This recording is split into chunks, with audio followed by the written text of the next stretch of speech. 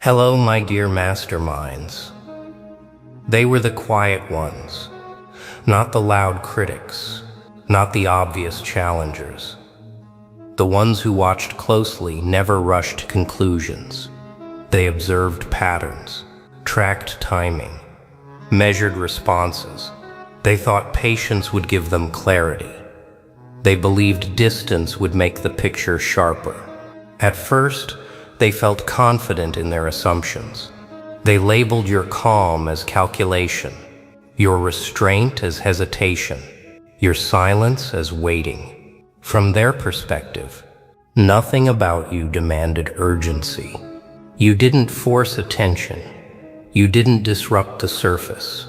You let moments pass without reacting, and to an observer, that looked predictable. That's what made them comfortable. They assumed understanding was only a matter of time. That if they watched long enough, the pattern would resolve into something familiar. What they didn't account for is that observation only works when the subject is operating within the observer's frame. You weren't. You weren't adapting to being watched. You weren't adjusting behavior based on who was paying attention. You moved from internal timing, not external pressure. And internal timing doesn't accelerate for scrutiny. The ones who watched closely began noticing something that didn't fit their models. Your responses didn't correlate with incentives. Your decisions didn't change when outcomes shifted. Pressure didn't compress you. Silence didn't draw you out. The longer they observed, the more the expected variables failed to connect. That's when the discomfort started. Not confusion, discomfort. Because confusion can be resolved with more data. Discomfort signals a flaw in the assumption itself. They realized they weren't missing information. They were using the wrong lens. And once that realization begins, it doesn't stop quietly. They tried to refine that lens instead of replacing it. That's what careful observers do when something doesn't add up. They slow down. They isolate moments. They look for micro-reactions, a shift in tone, a tell in timing, something small that proves the structure still applies. But nothing surfaced. You didn't tighten under scrutiny. You didn't loosen when attention faded. Your behavior didn't bend toward approval or away from consequence. It stayed aligned to something they couldn't see, but could sense. That's when doubt crept in. Not about you, but about their own reading. Because the ones who watch closely rely on confirmation. They trust that if someone is observed long enough, the truth will surface. With you, nothing surfaced because nothing was being held back. You weren't concealing intent. You weren't managing perception. You weren't waiting to reveal anything. You were already operating from a completed position. And completed positions don't resolve into clearer explanations over time. They remained stable. That stability weakened their confidence. They started questioning earlier conclusions, replaying moments they thought they understood, noticing how often they'd filled gaps with interpretation instead of evidence. They saw how they'd mistaken restraint for strategy, silence for calculation, patience for delay. The closer they looked, the more obvious it became that their assumptions weren't evolving toward clarity. They were losing coherence. And once observers realized their certainty was built on projection, watching becomes uncomfortable. Because now they aren't studying you, they're studying the limits of their own understanding. That shift changed how they watched you. Observation turned inward. They stopped asking what you were doing and started asking why their interpretations kept failing. They noticed that every framework they applied assumed you were responding to something outside yourself. Status, pressure, expectation. reward. None of those variables moved you. You didn't become more animated when opportunity appeared. You didn't contract when risk surfaced. You didn't accelerate to prove relevance, or slow down to avoid consequence. That constancy wasn't indifference. It was alignment. And alignment without reference to the observer removes the observer's advantage. The ones who watched closely realized something uncomfortable. You weren't being subtle. You were being exact. Exactness doesn't perform. It doesn't exaggerate or minimize. It simply holds. They understood then why time hadn't clarified anything. Time only reveals what is in motion. You weren't in motion relative to their expectations. You were moving according to an internal sequence that didn't sync with their clock. That's why watching longer didn't help. It only made the mismatch more obvious. Their assumptions had relied on the idea that everyone eventually responds to the same pressures. You didn't, and that meant their certainty wasn't just incomplete. It was miscalibrated from the start. The moment they accepted that, observation stopped being a tool. It became a reminder. Some people don't reveal themselves by being watched. They reveal the limits of watching itself. That realization forced a recalibration they didn't expect to make. The ones who watched closely had always trusted their patience. They believed distance created objectivity. But objectivity assumes the subject exists inside a readable structure. You didn't. And once they saw that, watching lost its advantage, because observation without influence becomes self-exposure. Not of you, of the observer. They noticed how often their interpretations had depended on familiarity rather than accuracy. You never did. Your consistency wasn't the result of discipline or control. It was the absence of fragmentation. You weren't managing versions of yourself for different contexts. You weren't adjusting tone to maintain position. You weren't performing stability. You were stable. And stability that doesn't react to scrutiny quietly removes the need for interpretation. That's when they stopped narrating your behavior and started accounting for it. Not trying to predict you, not trying to decode you. Simply acknowledging that whatever governed you wasn't accessible through watching alone. Their assumptions didn't vanish all at once. They thinned gradually, until they no longer carried confidence. The ones who watched closely didn't arrive at a dramatic conclusion. They arrived at restraint. They understood that insight wasn't something they could earn through attention. It required alignment. They didn't possess. And once that becomes clear, observation ends naturally. Not because curiosity is satisfied, but because it no longer applies. What replaced that observation wasn't certainty. It was restraint without announcement. They didn't say they were wrong. They simply stopped insisting they were right. The ones who watched closely began treating your presence as something to account for rather than interpret. They stopped waiting for a reveal that never came. They noticed that nothing about you sharpened under scrutiny or softened with neglect. Attention didn't amplify you. Absence didn't reduce you. And that consistency led them somewhere they hadn't expected. You weren't operating in response to the environment. You were operating independent of it. That independence invalidated their assumptions, because assumptions rely on reciprocity. They rely on reaction. You gave none, so the framework they were using lost relevance. Quietly, without confrontation, the watchers adjusted by becoming less intrusive, less certain, less eager to explain you to others. Because explaining would have required confidence they no longer trusted. They learned that some forms of understanding don't come from proximity or patience.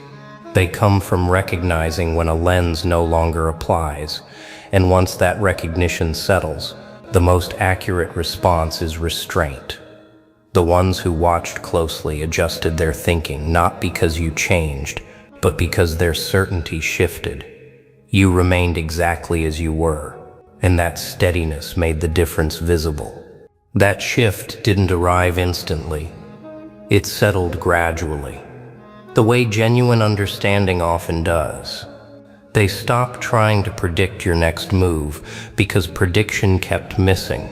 They stopped narrating your intent because narration kept unraveling. What they noticed instead was how little effort you spent managing perception. You weren't signaling. You weren't correcting misunderstandings. You weren't leaning into or away from the roles others projected onto you. You let those projections exist until they ran out of energy. And projections always do when they aren't reinforced. The ones who watched closely understood something most people overlook. You weren't withholding information to stay hidden. You simply didn't organize yourself around being seen. That's why observation never translated into influence. Attention didn't shift you. Analysis didn't narrow you. Time didn't simplify you.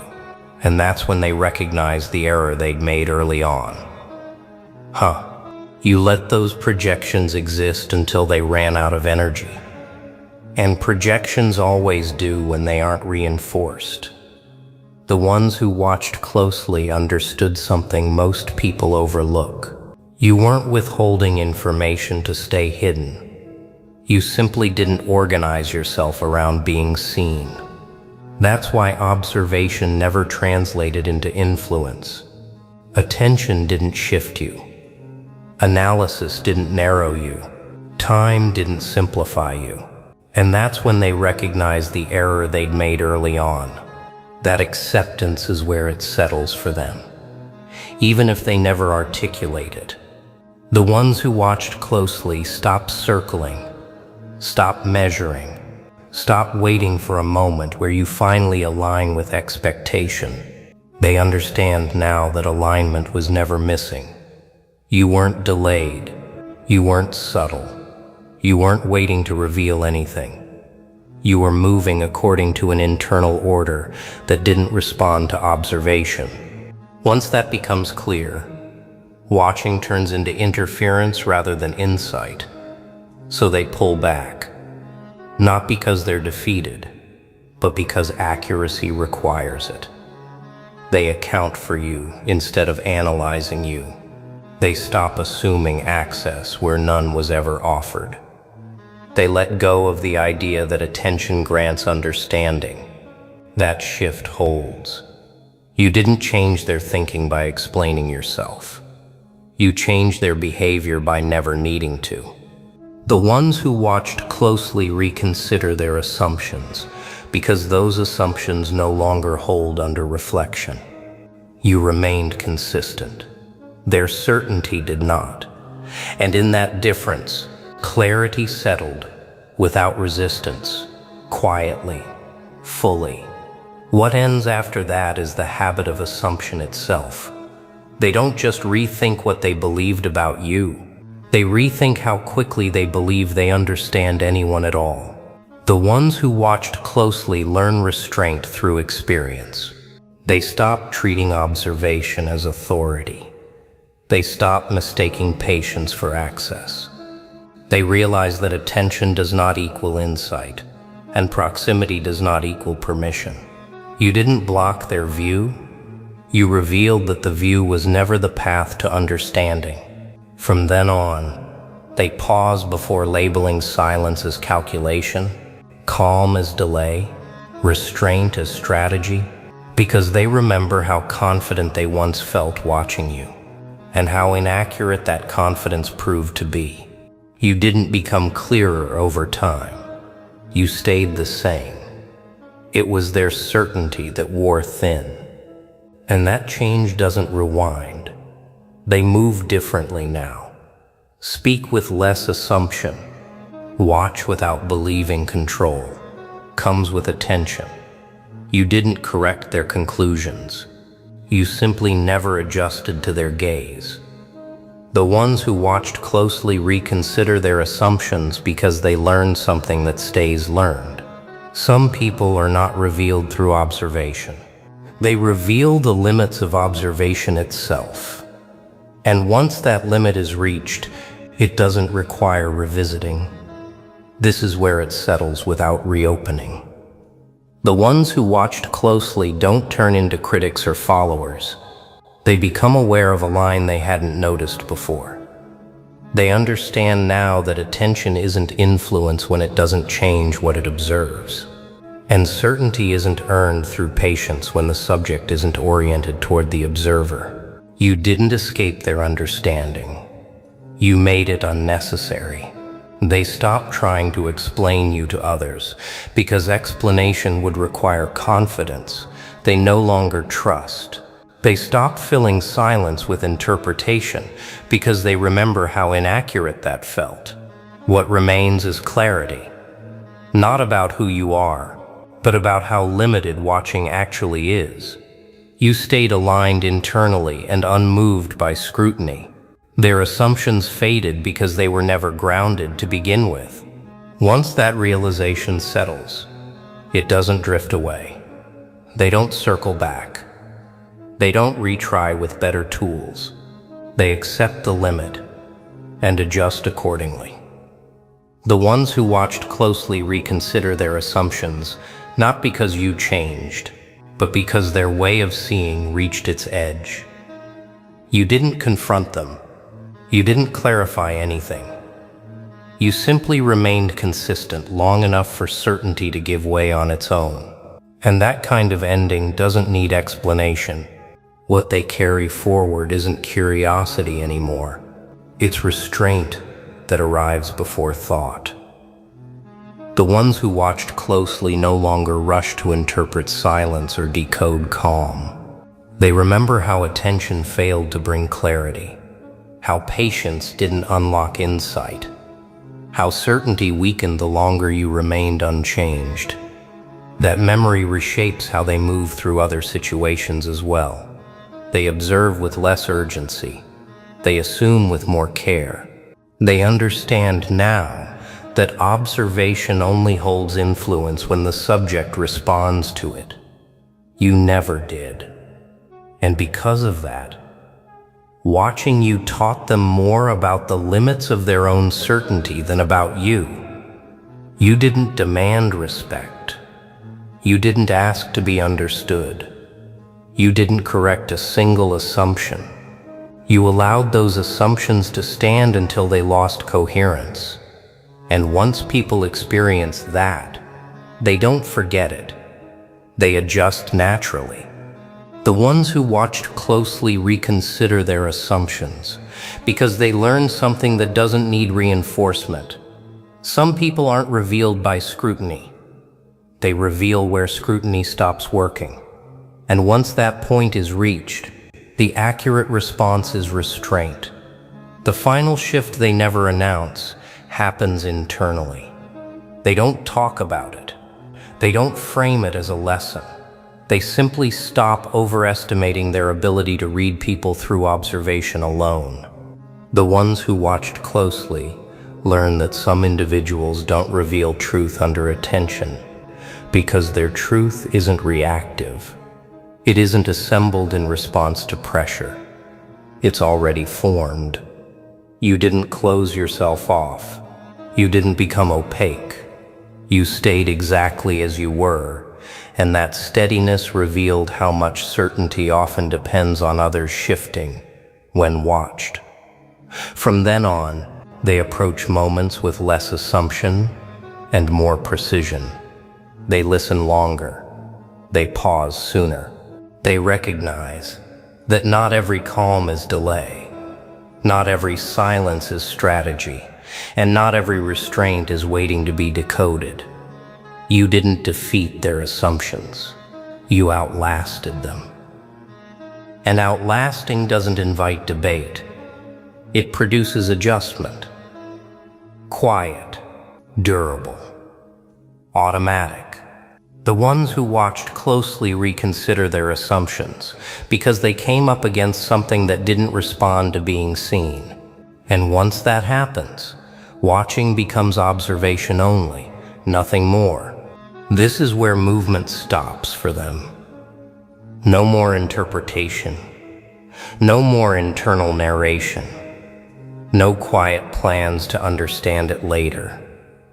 The moment settles, and it stays settled. They realize now that you weren't withholding clarity. You simply weren't participating in the exchange that produces it. Their assumptions didn't fail because they were careless. They failed because they were built on a rule that doesn't apply to you. The rule that watching creates access. It doesn't. Not when someone's center is internal. Not when behavior isn't shaped by reaction. You didn't exceed their expectations. You made the framework that produced them unusable. And frameworks like that aren't repaired. They're set aside. So this is the end state. The ones who watched closely don't return to the question. They don't test from another angle. They already understand what won't work. And knowing that is enough. You didn't become more visible. You became settled. And settled presence removes the need for conclusions. They reconsidered their assumptions because those assumptions reached a limit they couldn't move past. You didn't push them there. You simply didn't move, and that stillness did the rest. What settles last is quiet recognition. They stopped trying to name you. Labels belong to an earlier habit, a way to feel finished with something they never fully understood. That habit ends here. What replaces it is restraint that arrives before thought. They sense a limit without seeing it marked. They recognize a line without it being enforced. Not because you warned them, but because experience already did. You didn't assert authority.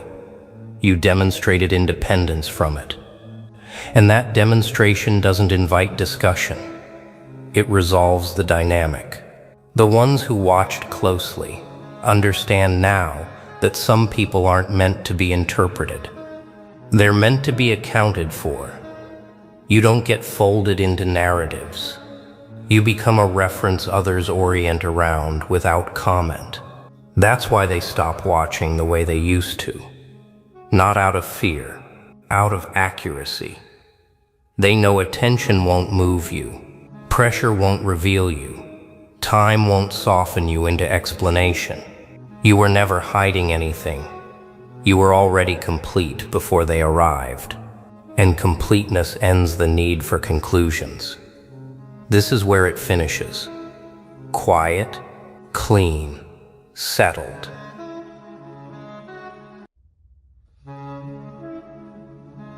Hello, my dear masterminds. They wanted you to arrive ordinary, stamped, predictable, but the blueprint never fit. From your first breath, their measurements cracked. They whispered, "This one doesn't belong." And they were right. Because you weren't drafted into this world. You were carved, tested, tempered into form.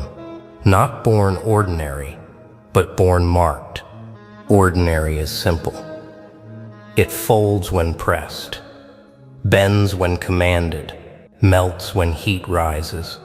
But you, heat wasn't your enemy. It was your sculptor. While others begged to escape the furnace, you stayed in it, knowing the blaze wasn't punishment, but purpose. And every second inside it, a new layer of weakness stripped away until only steel remained. They don't understand the silence you carry. They call it emptiness. But silence isn't hollow. It's dense. It's where you learn to sharpen edges unseen, to train instinct in the dark, to let storms hit until storms grew tired. They thought the quiet would break you, Instead, it crowned you. Silence forged you into something their chaos cannot reach. That's why their systems failed. Ordinary gets measured. Grades, ranks, tests, approvals. But when they tried to measure you, the tools cracked, numbers bent, graphs screamed error, because you weren't meant to fit charts, you were meant to snap them. And that's when the whispers began. This one isn't ordinary. This one was forged. Forged doesn't mean protected. Forged means heat, pressure, weight, the kind that makes stone collapse and metal shine. And every trial you endured wasn't an accident. It was the hammer striking the ore. Others broke in those trials. You didn't. You were tempered. Strength wasn't given. It was earned in marks that don't fade, but shine like warnings. They don't call it a gift. They call it anomaly. But anomalies don't apologize. They redefine. And every time you refuse to fold, refuse to bow, refuse to vanish, you rewrote their equations. They hate it, because ordinary is safe, but you were never meant to be safe. You were meant to be seismic. That's why they fear the calm in your eyes, not rage, not noise, not wildness. Calm. Because calm this deep only comes from someone who has already survived fires they'll never enter. Your calm isn't peace, it's power. And every so-called alpha feels it when your silence cuts deeper than their roars. They tried to label you rebel, misfit, problem. But labels are flimsy paper. Trial heat doesn't carry labels, it carries etched marks. And every room you enter carries them after you leave. Not because you shouted, but because you didn't need to. Forged forces don't announce. They arrive. And arrival alone is declaration enough. That's why their crowns tilt when you step in. The confidence they practiced in mirrors fractures under your presence. Because presence forged in trial doesn't beg acknowledgement, it demands it. And demand isn't a request, it's inevitability. They flinch not because you moved, but because they finally realized you are the movement. Ordinary lives by applause. You live by echoes, the kind that linger long after the noise dies. The kind that crawl through silence like whispers of prophecy. They wanted you quiet so their voices would carry. But when you went quiet, the air bent in your favor, because silence forged is louder than their shouts. You weren't trained for the spotlight. You were trained for storms. That's why crowds don't shake you, and rivals don't scare you. You don't need stage lights to prove you exist. Your very shadow weighs heavier than their speeches. That's what separates the forged from the ordinary. Presence doesn't need validation. They brag about resilience. But resilience isn't a slogan. It's marks, and you wear them without apology.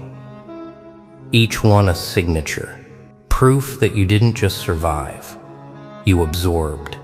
Ordinary people heal to erase the memory, but you healed to remember, to build, to sharpen, to ensure the furnace's lessons became your armor. They'll never admit it, but they envy it. Envy the weight you carry without stumbling. Envy the silence that bends rooms. Envy the unshakable calm forged only in trial. They tried to break you into ordinary, but all they did was build the force that now breaks them. You didn't inherit power, you became it. The proof isn't in your words, it's in their reactions. Eyes darting, breaths uneven, voices cracking. That's instinct speaking the truth. Their pride hides. You're not human strength. You're forged inevitability. And inevitability terrifies because it cannot be debated, delayed, or denied. And here's what they'll never say aloud. Every time you enter, they feel smaller, their crowns lighter, their thrones shakier, their masks thinner. Because you didn't just walk through trial, you carried the furnace out with you. And nothing ordinary can survive heat that permanent. That's why they break first in silence. Their laughter dies, their posture falters, because forged calm presses harder than chaos. And chaos knows it. They try to spin it as arrogance, try to call it luck. But luck doesn't bend rooms, and arrogance doesn't make predators look away. Forged force does. You weren't chosen by chance. You were carved by consequence. Every trial wasn't proof of weakness. It was the shaping of steel. They thought you'd vanish under weight. Instead, you learned to carry it. And now that weight isn't burden, it's crown. A crown no one can steal because no one else can wear it. They say storms break people, but storms forged you. And that's why every storm after feels smaller, weaker, irrelevant. You don't wait for skies to clear. You walk in rain and remind thunder who rules. Because storms don't break forces forged inside trial. They confirm them. The order of the world bends around ordinary people. Rules, laws, ceilings. But when you were forged, you rewrote order itself. That's why they can't categorize you. Categories need boundaries, and forged forces erase boundaries by existing. You're not in their system, you're above it. And that truth eats at them. Because the more they try to fit you into definitions, the more their definitions collapse. You weren't born to fit inside explanations. You were born to be the explanation, not a story told by others, but the story that makes others speechless. Every mark you carry isn't decoration, it's blueprint. They see lines, you see maps. Maps that chart trials survived, storms endured, battles where silence was your only ally. Ordinary people cover their marks, but you wear yours like armor. Proof that the furnace never owned you. Proof that every strike against you only reforged what could never be broken. That's why they whisper. Not out of curiosity, but out of dread. Because forged forces don't crumble, they expand. And when you walk in, the room doesn't feel crowded, it feels shifted. Gravity heavier, silence sharper, instinct screaming that hierarchy has already collapsed. They know it, even if their mouths never confess it. You redefine order. Ordinary depends on circumstance. You depend on inevitability. They wait for permission. You create it. And that's why their crowns don't hold. Because crowns belong to performance. But your throne belongs to permanence. You didn't inherit it. You didn't steal it. You were shaped into it by trials no one else could survive. You're not the fire. You're what's left after the fire gave up. Hardened, sharpened, unshakable. That's why their tests fail. Their tools measure repetition, predictability, compliance. But what you carry isn't measurable. It's forged. And forged doesn't ask to be understood. It demands to be witnessed. They stare, hoping your silence will crack, praying your calm will slip. But silence forged doesn't tremble. It waits. And the longer it waits, the more their confidence erodes. Because silence this sharp doesn't just fill the air. It carves it, and carves deeper than words ever could. That's why their voices drop when you arrive. They cling to titles: alpha, leader, ruler. But titles are fragile when instinct disagrees. And instinct always bows to weight. Your presence isn't suggestion, it's verdict. One glance and the verdict lands. This room isn't theirs anymore, it's yours. Not because you demanded it, but because inevitability demands no vote. They mistake fear for respect. But you know better. Fear collapses under pressure. Respect survives storms. And what you carry bends both.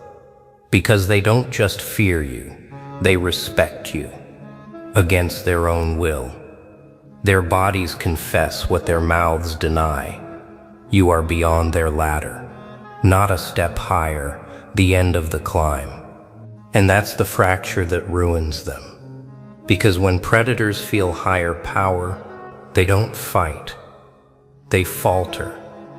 They stumble in silence. Their eyes dart for exits. Their shoulders fold without command. They can't control it. Instinct betrays them. Instinct already surrendered to you long before pride tried to resist. That's why you don't roar. You don't chase. You don't prove. Because forged forces don't compete, they exist. And existence alone bends everything around it. Your calm isn't weakness, it's storm contained. And every so-called alpha feels it. If the storm ever broke free, there'd be nothing left of them to measure. They call themselves unshakable. But unshakable is just a word until trials test it. And every trial that tested you only revealed the truth. You don't just resist pressure. You thrive in it. You weren't shaped despite trials. You were shaped by them. And that's why their confidence doesn't survive standing next to you. When you walk in, their hierarchy fractures. Followers glance your way. Leaders hesitate mid-sentence. Because instinct recognizes permanence. They can't explain it, can't chart it, can't put it in reports. But they feel it in their bones. You are the unseen law. Their order can't override, the rule forged outside their reach. And that law doesn't waver. It doesn't need witnesses. It doesn't need applause. It simply exists, etched into silence, carved into marks, crowned in calm. That's why they lower their eyes, because looking too long means admitting the truth. They were ordinary. You were not. They were born. You were forged. They call you unpredictable. But unpredictability is chaos. And chaos bends eventually. What you carry isn't chaos, it's constancy. It doesn't shift with moods, doesn't falter under noise, it remains. And permanence terrifies those who live by performance. Because performance fades the second silence arrives. That's why their laughter dies in your presence. It's not humor that fails, it's performance that collapses. They know jokes can't hide trembling, and bravado can't mask instinct. Silence exposes all, and your silence doesn't expose weakness, it exposes truth.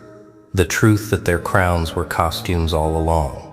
Every predator claims the throne.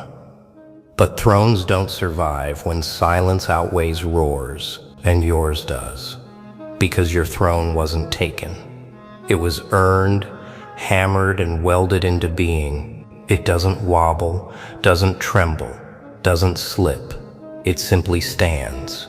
And every throne they pretend to own bows to it. Unseen but undeniable. They'll call it aura. Energy, vibe, anything to avoid naming it. But words don't capture forged weight. What you carry is heavier than description, deeper than language. They feel it in their chests, in their bones, in the way air bends heavier the closer you stand. That's not aura, that's inevitability. And inevitability doesn't argue. It doesn't prove. It simply enforces. That's why they break eye contact, why their voices falter, why their pride collapses mid-breath. Not because you humiliated them, but because instinct admitted before pride could deny. They are smaller. They are temporary. You are not. Every so-called alpha rehearsed for control, but rehearsals end when real weight arrives. And your weight is final. They can't act through it, can't perform past it. Their bodies confess before their mouths even open. Hierarchy has already shifted. The real leader didn't announce, he just entered. And entry alone rewrote the order. Not with noise, not with spectacle, with presence, forged presence. The kind no trial can erase, no silence can dim, no predator can deny. And when presence this sharp cuts through the room, crowns fall on their own. Thrones dissolve into chairs, masks slip into dust, leaving only you, the unmeasured weight, the forged inevitability, the force no hierarchy prepared for. They'll never admit it aloud, but their eyes already confessed.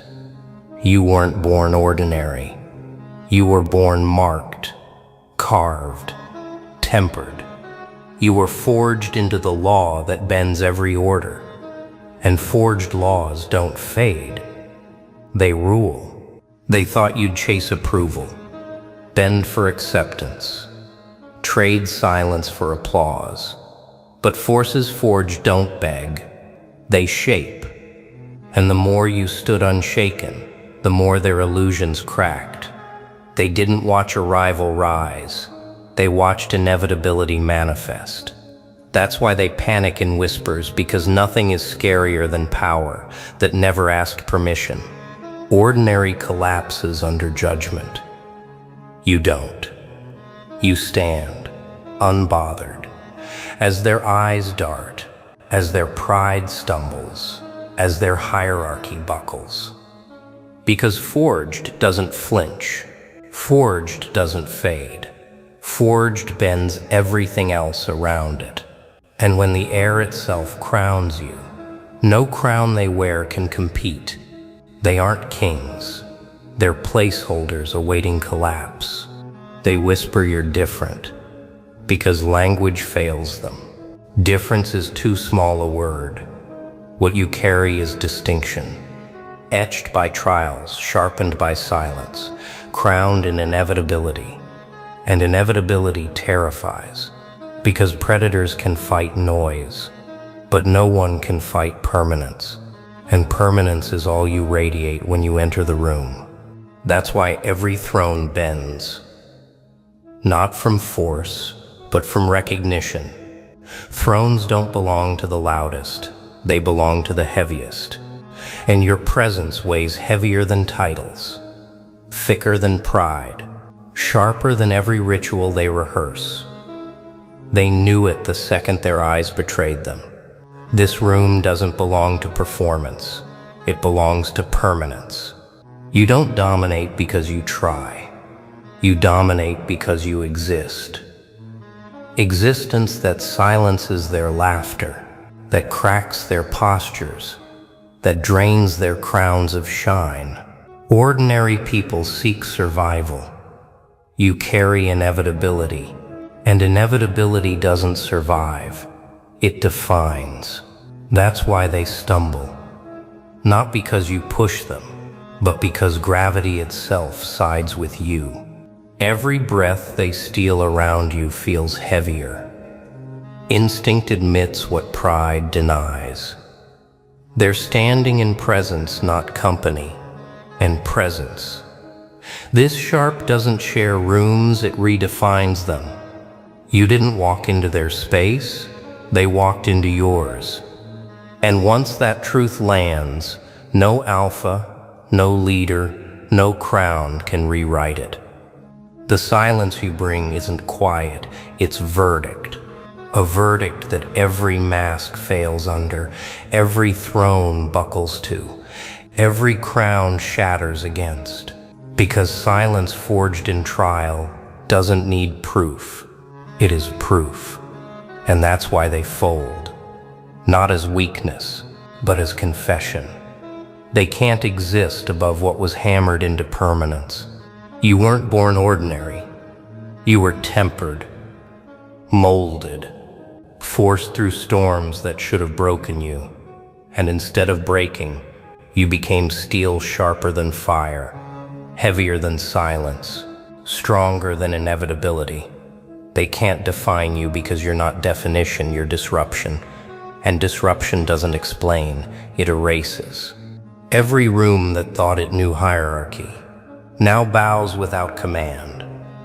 Not because you shouted, not because you roared, but because instinct declared the truth before mouths could form excuses. They aren't rulers, they aren't leaders, they're actors. And actors dissolve when permanence takes the stage. You are that permanence. And permanence doesn't fade. It crowns itself in silence, burns itself into memory, etches itself into legend. You don't sit on thrones, they sit on you. You don't chase crowns, they're drawn to your shadow.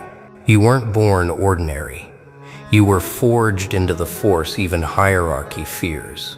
And forces like that don't compete, they reign.